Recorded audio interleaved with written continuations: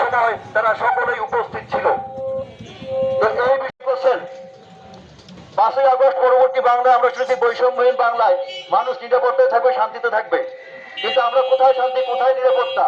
একটি হত্যা মামলার আসামিদের জামিন দিয়ে দিলেন আপনারা, তারা আরো একটি হত্যা মামলা সংগঠিত করার পায়তারা করছে এবং আব্দুর রাব্বাকের জমি জমা থেকে তাকে বাড়ি থেকে উচ্ছেদ করার অপপ্রয়াস চালাচ্ছে।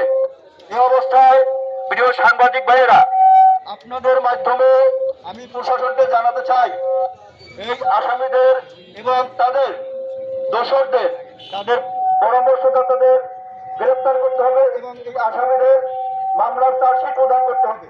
চার্জশিট প্রদানের মাধ্যমে এই মামলার চূড়ান্ত রায়ের মাধ্যমে আসামিদের সর্বোচ্চ শাস্তি মৃত্যুদণ্ড বিধান করার আমরা আর্জি জানাচ্ছি। আমার শাশুড়ি মৃত রোকেয়া বেগম কাউখালী উপজেলার শিয়ালকাঠি ইউনিয়নের জোলাগাতি বাসিন্দা আব্দুর রাব্বাক স্ত্রী।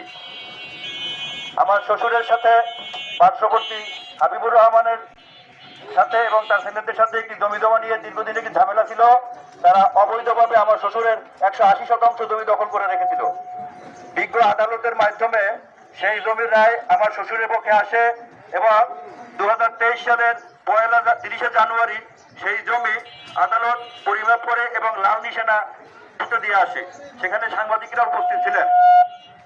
পরবর্তীতে এই সন্ত্রাসী জাহাঙ্গীর, আলমগীর, সোবাহান, আলামিন এবং তাদের স্থানীয় কিছু প্রভাবশালী মহলের প্ররোচনায় তারা সেই সরকারি নির্দেশনা অমান্য করে লাল নিশানা উঠিয়ে ফেলে এবং আমার শ্বশুরের জমি অবৈধভাবে দখল করে রাখে এবং তার চলাচলে, স্বাভাবিক চলাচলে বাধা প্রদান করে। এভাবে নির্যাতন চালিয়ে আসছিল।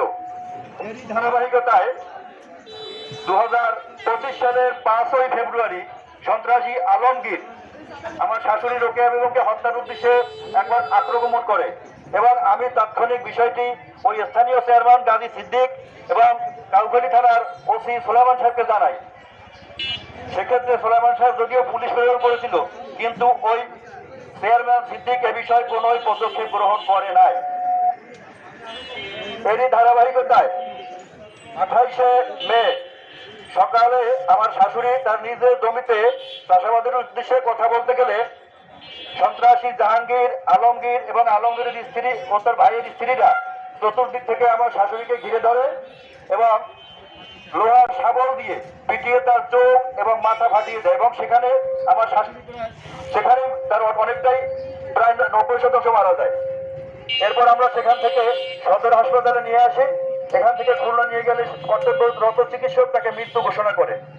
এই ঘটনায় আমার স্ত্রী নাসরিন আক্তার কাউখালী থানায় 2025 একটি মামলা দায়ের করে এবং 7 জন আসামি করা হয়।